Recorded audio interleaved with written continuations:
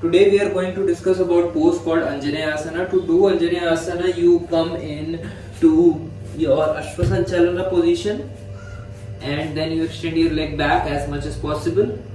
Then you come up, place your hands on your hips, then make Namaskar Mudra over your head and bend backwards. This is also called a moon pose. Breathe in while you're bending backwards. Bend as much as possible. You can look towards your thumb. This is the final posture.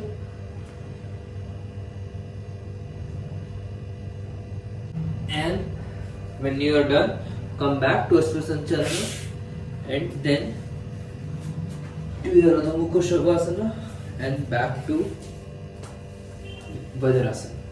So the benefits of this particular asana is that stretches your hips, stretches your back bending. People have sciatica pain. This is extremely useful for you, and it also stretches your core muscles. It stretches your shoulder. If you have shoulder pain, shoulder injury, avoid this particular pose.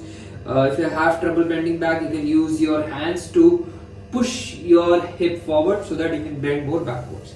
This is extremely useful for people who have mild back pain due to working long hours. So if you are such kind of person, you should do this particular pose.